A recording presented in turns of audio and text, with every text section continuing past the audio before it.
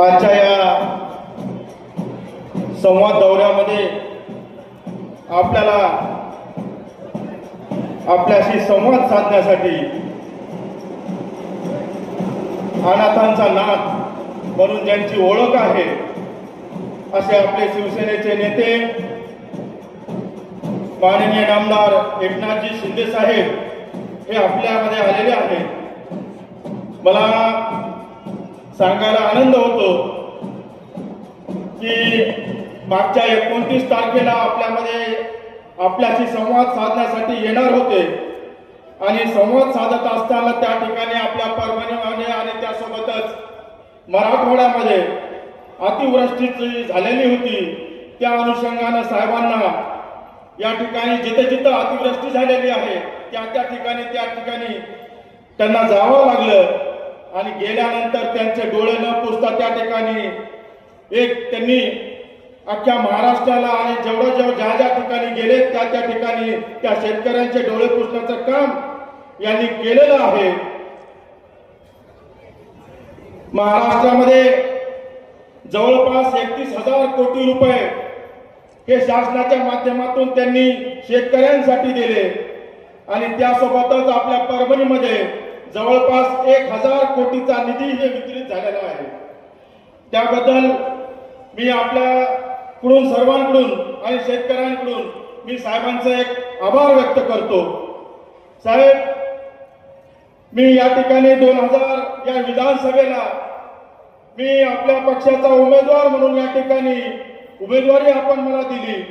आपण ज्यावेळेस उमेदवारी दिली त्या विश्वासाला सार्थ ठरत जवळपास या परभणी विधानसभा मतदारसंघामधून जवळपास 94,000 मताधिक्य या ठिकाणी मला मिळालं आणि फक्त 338 बूथ पैकी 80 बूथवर मी या ठिकाणी मायनस राहिलो।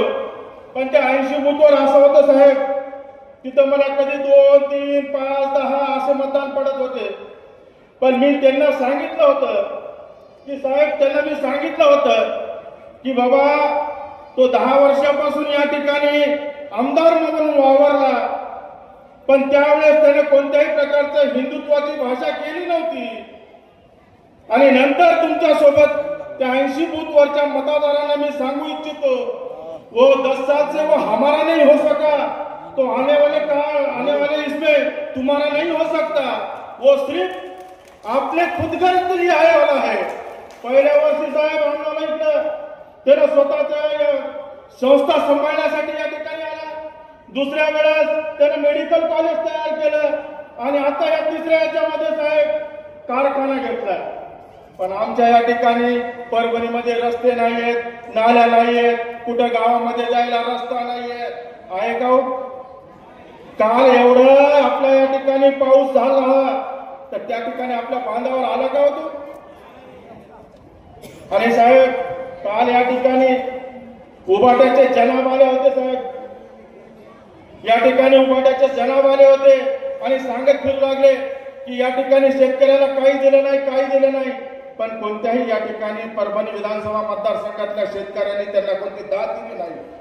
पिंपळीमध्ये आले आणि पिंपळीच्या बाजूलाच या ठिकाणी शेतकऱ्यांना आत्महत्या केली, त्या ठिकाणी जाऊ सुद्धा शकले नाही।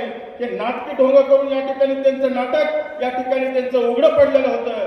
पण साहेब आता या ठिकाणी जे 94,000 मताधिक्य जे भेटले साहेब ते एक आस लावून बसलेला आहे। आपल्या परभणीसाठी कोणत्या ना कोणत्या स्वरूपाचा या ठिकाणी विकास होणं गरजेचं आहे साहेब। या ठिकाणी तुम्हाला सांगतो साहेब, परभणीमध्ये एक असं आहे, जगात जर्मनी भारतात परभणी म्हणून ओळख आहे। पण तुम्हाला सांगतो साहेब, या ठिकाणी मागून येऊन आमच्यापासून निघून गेलेले मुंदडा साहेबांनी जे जिल्हा निर्माण केला हिंगोली जिल्हा, त्या हिंगोली जिल्ह्याचा या ठिकाणी आता एक विकासात्मक एक चेहरा बनलेला आहे। पण आमचा परभणी जिल्हा त्यात तसाच राहिलेला आहे। या ठिकाणी परभणी शहरामध्ये साहेब आमच्या 2-3च मागण्या आहेत, मी काय जास्त मागणार नाही साहेब। त्यामध्ये आमचं एक परभणी शहराला पाणी पडलं की सगळं परभणी नाका तुंबती, तर त्याच्यासाठी आम्हाला अंडरग्राऊंड ड्रेनेज सिस्टीमची या ठिकाणी आवश्यकता आहे साहेब।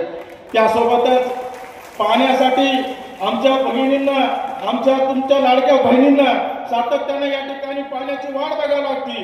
त्यासाठी आम्हाला साहेब समांतर पाणी पुरवठ्याची योजना एक आम्हाला मंजूर करणे आवश्यक आहे। आज साहेब या ठिकाणी साहेब आमचा मुख्य प्रश्न जो आहे, आज आपण आलात निश्चित आमच्या या ठिकाणी मागण्या ज्या मान्य करताल आपण, एक या ठिकाणी नागोबा देवस्थान होतं साहेब, त्या नागोबा देवस्थानला आम्ही या ठिकाणी सर्वजणांनी या ठिकाणी एक त्या ठिकाणी मंदिर बांधण्याचं काम केलं आणि असंच एक मंदिर जे की अनेक वर्षापासून प्रलंबित आहे ते मंदिर म्हणजे माळे गल्लीतील महादेवाचं मंदिर. महादेवाचं मंदिर 1000 वर्षापासून या ठिकाणी एक तसं बंद झालेलं मंदिर आहे. एक पुरातत्व विभागाकडून या ठिकाणी आम्हाला शंभूराज देसाई साहेबांकडून या ठिकाणी आम्हाला त्या मंदिराला जवळपास निधी देऊन या ठिकाणी पुरातत्व या ठिकाणी ते मंदिर चालू करण्याचं काम हे आपण या ठिकाणी करून घ्यावं साहेब. आणि साहेब एक चांगला जिव्हाळ्याचा विषय होता तो म्हणले आमची जी उजळ आंब्याची जी MIDC आहे ही MIDC सुरू करून या ठिकाणी बेरोजगारांना आम्हाला रोजगार म्हणून उपलब्ध करून द्यावा, या अनुषंगाने सुद्धा या ठिकाणी आम्हाला एक महत्वाची एक सूचना करायची होती साहेब. यासोबतच आमचं अहिल्यादेवी होळकरांचं स्मारक आज या ठिकाणी महानगरपालिकेच्या हद्दीमध्ये उभारत आहे. त्याला सुद्धा आपल्या विभागाकडून साहेब त्याला परवानगी देणं गरजेचं आहे. ते थोडंफार तिथं त्या ठिकाणी अतिक्रमण झालेलं होतं, ते अतिक्रमण काढण्यासाठी एक आपण महायुक्ताने आदेशित करावं. त्यासोबतच आमचं या ठिकाणी साहेब 14 एप्रिल 1989 या ठिकाणी डॉक्टर बाबासाहेब आंबेडकरांची जयंती निघत असताना एक भीषण अपघात झाला आणि ते भीषण अपघात झाल्यानंतर त्यासोबतच तिथं 43 बालकं दगावली होती. आणि अनेक वर्षापासूनचे आमच्या ह्या दलित बांधवांची आमची जी मागणी आहे की त्याचं एक स्मारक व्हावं, त्यासाठी सुद्धा आपल्या विभागाकडून त्याला एक निधी आम्हाला त्या ठिकाणी उपलब्ध करून द्यावा, ही एक आमची मागणी आहे. मागण्या तशा बऱ्याच आहेत साहेब, पण आपण निश्चित आम्हाला वाटतंय की या ठिकाणी आपण महाराष्ट्राचे नाथ आहात आणि आमचा जिल्हा एकदम पोरका आहे, अनाथ आहे. आपण हे उंदळीत घ्यावं साहेब, त्याला आपण पदरात घ्यावं, जेणेकरून आमच्या परभणीला येणारा काळ हा सुखावलेला असेल. मी मागण्या केलेल्या आहेत ते बरोबर आहेत का नाही? मग आम्हाला येणाऱ्या काळामध्ये आपण ह्या मागण्या देतो का अशी अपेक्षा व्यक्त करतो आणि थांबतो. जय हिंद, जय महाराष्ट्र.